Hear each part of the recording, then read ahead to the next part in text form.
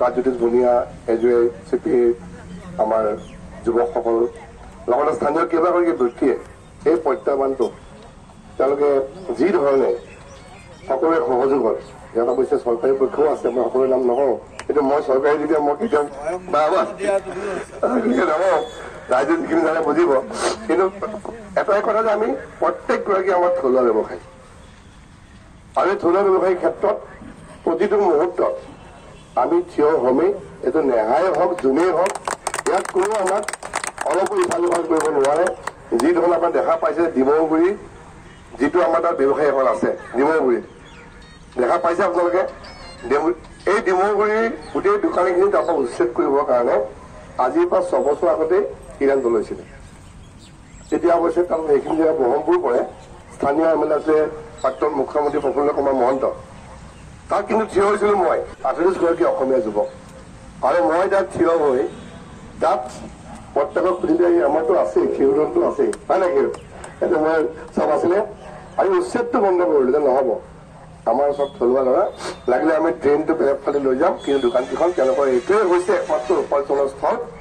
য'ত পৰিয়াল চলি আছে বহুতৰ ইয়াত একমাত্ৰ জীৱিকাৰ উপায়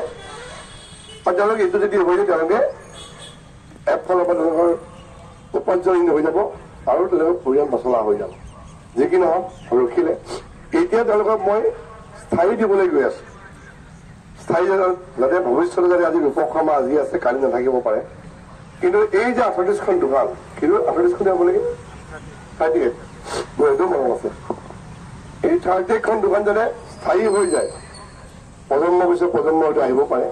গতিকে ব্যৱসায়িক ক্ষেত্ৰত মই খুবেই এনে আপোনালোকে কাৰণ মই নিজৰ এগৰাকী ব্যৱসায়ী মই ৰমি ৰূপক সকলোৱে গম পায় ৰমি ৰূপক আমি মোৰ পিতৃ পঢ়ুৱৈ হওক সাহিত্য ভাল পোৱা সাংবাদিক বা প্ৰত্যেকগৰাকী যোন মানে কিতাপৰ লগত বাতৰি কাকতৰ লগত যে প্ৰকাশ দাও যিটো মোৰ চিনাকি ৰমি ৰূপকৰ যিটো চিনাকি প্ৰথম চিনাকি হয় নাই প্ৰবল বাকী মোৰ বা তেখেতৰ আন্দোলন আছিলে মোৰ শাহুৰ লগত তেখেতৰ একে ঘনিষ্ঠ আছিলে এইটো পিছৰ কথা সেই সময়ত আমি কংগ্ৰেছী বুলিয়ে কৈ দিয়া আছো কিন্তু সময়ত ইয়াত উচ্ছেদিত হোৱা মানুহখিনি দিহিঙে দীপাঙে কৰবালৈ গুচি গৈছে আহি আকৌ অকমান থিতাপি লোৱাৰ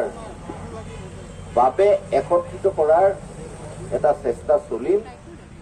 সেই একত্ৰিত হোৱা চেষ্টাটোৱে এই 30 বছৰৰো অধিক কাল পৰিত্যক্ত হৈ পৰি থকা আৰু হাইৱে অথৰিটিলৈ গুচি যোৱা কাগজে কলম এই খেলপথাৰখনক পুনৰ যুক্ত যিখন খেলপথাৰত এতিয়া ক্ৰিকেট হৈছে যিখন খেলপথাৰত আমি এতিয়া বহি আছো যিখন খেলপথাৰত বহাগৰ 2 এপ্ৰিলৰ 2 তাৰিখৰ পৰা অজস্ৰ শিশু শিল্পীয়ে বিহুৰ আখৰা কৰিছে কথাটোত কিন্তু অতি আমি যে সৰিয়হতলীত জাবৰখিনি গোটাই গোটাই বিভিন্ন জেগাত গোটাও তাৰপিছত সেইখিনি আনি জ্বলাই দিওঁ এটুৰা ডাঙৰ জুই হয় এই জুইটোৰা জ্যোতিষ্কৰ দৰে জ্বলি উঠে তাৰ আলোকত সমগ্ৰ পথাৰখন জ্বলি উঠে আপোনালোকে কিমান দুৰ্বল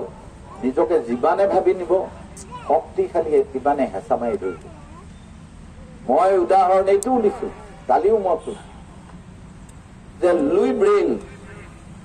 এজন ব্লাইণ্ড মানুহ ফ্ৰেডছৰ সামৰিক স্কুলত নাম লগাই দিয়া হৈছে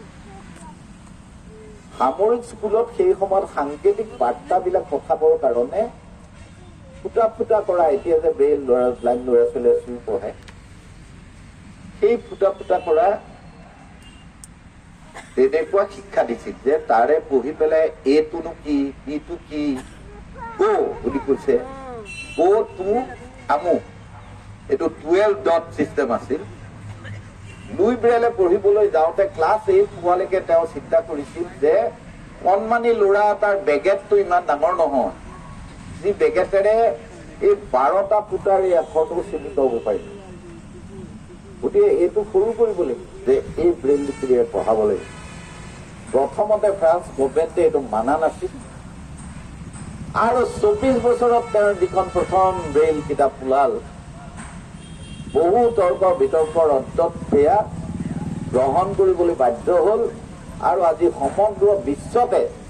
ব্লাইণ্ডৰ কাৰণে এটাই লিপি আছে সমগ্ৰ বিশ্বত ব্ৰেইল লিপি, সেই লুই ব্ৰেইলৰ নামেৰে হোৱা। সেই লুই ব্ৰেইল আনুষ্ঠানিক শিক্ষাৰে ক্লাছ 8 পৰ্যন্ত মাত্ৰ কৰিছে।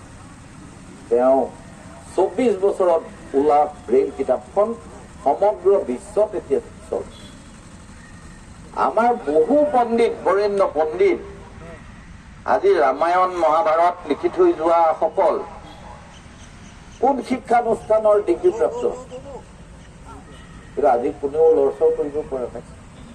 ব্যাসে কোনখন ইউনিভাৰ্চিটিত গৱেষণা কৰিছে, কোনেও পাৰা নাই কিতাপখনক চলাব, কোনো শক্তিয়ে পাৰা নাই। আমাৰ ইয়াৰে এংলো আছামিজ